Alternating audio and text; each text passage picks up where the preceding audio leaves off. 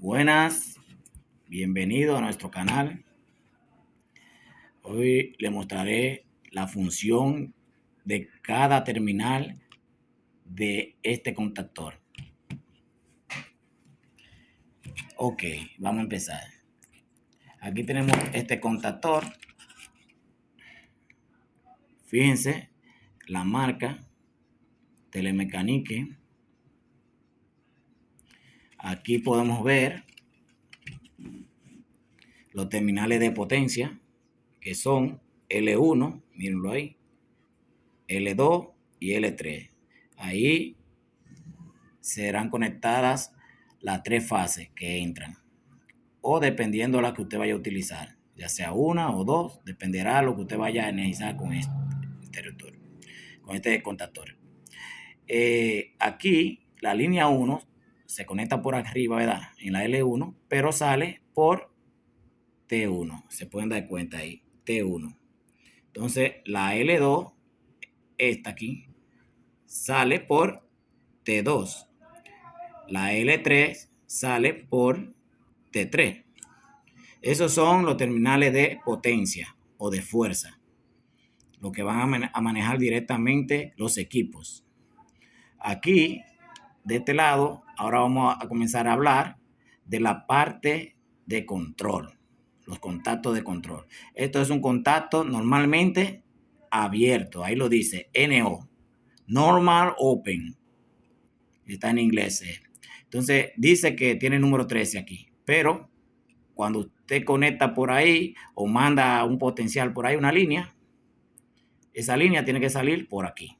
Fíjense, dice 13, 14. El que le continúa, el número que le continúa es el otro contacto, o sea, la otra salida, el otro borde de salida. El borde de entrada es el 13, el de salida es el 14, que dice NO también. Fíjense que dice NO, NO. Los dos son el mismo contacto normalmente abierto.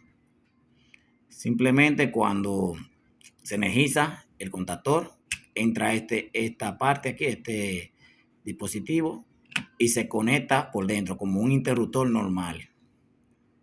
Ya ahí es el contacto que vamos a utilizar para la retención del contactor.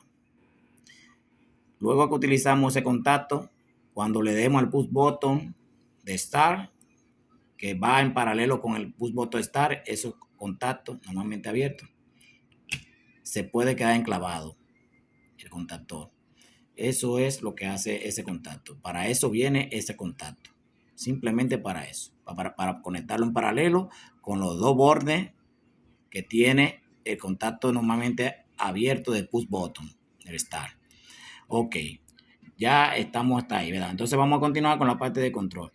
Si yo quiero identificar dónde está la bobina de este contactor, lo único que debo de hacer es, lo pongo de frente, que yo lo pueda leer, que las letras, los números se vean, que se puedan leer normal, y simplemente va a estar la bobina o del lado, en cualquier tipo de contactor va a estar del lado de frente, de estos lados, o del lado que se pueda leer pero arriba. Fíjense, aquí tenemos un borne de la bobina A1, ahí se conectaría A1 por aquí.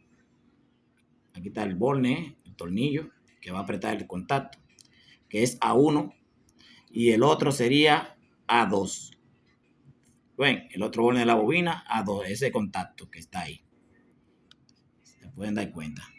Otra característica que ustedes van a ver siempre es que mayormente los dos bornes que tiene la bobina, entre el medio de los dos bornes van a encontrar el voltaje al que trabaja esa bobina y la frecuencia. Por ejemplo, este trabaja de 240 a 260 voltios en 50 Hz, pero en 60 Hz trabaja a 260, de 260 a 280 voltios.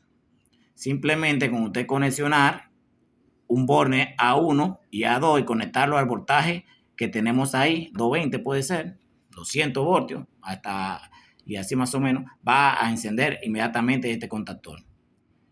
Al encender, simplemente el campo magnético del electroimán que tiene dentro va a traer los contactos, ¿verdad? Lo va a cerrar y lo va a abrir. ¿Se dan cuenta? Ahí, cuando entra, él conecta, él cierra todos estos contactos que están aquí. Todos son abiertos, hasta los de fuerza, ¿verdad? Todos estos son abiertos. Fíjense que L1 sale por T2, ¿verdad? Lo que quiere decir que estos dos contactos se cierran, se jumpean como si fuera un cable en paralelo. Aquellos dos también, lo de 3, lo de la L3 y L2, lo mismo van a hacer. Todos se cierran porque todos están abiertos, incluso los de control. Todos cierran inmediatamente algo así, pero cuando lo suelto, abren. Ok, aquí ven, se puede decir, todos los contactos auxiliares o de control dicen qué es el contacto o cómo está. Normalmente abierto, si abierto, fíjense, miro ahí, entra la corriente por uno de los dos lados cualquiera y sale la corriente por el otro lado si está activado. Pero como está normalmente desactivado, él está normalmente abierto, según lo que dice ahí. Cuando no tiene energía, está abierto. Ok, entonces aquí se dan cuenta que tenemos A1, A2, pero también esa A2 la tenemos jumpeado en este tipo de contactor, lo tenemos jumpeado por el otro lado. Fíjense, del lado abajo.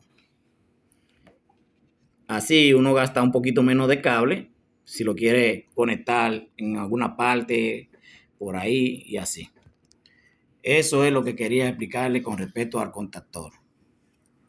Simplemente el contacto es para un enclavamiento, para que se retenga el contactor cuando pulsa el botón de Start.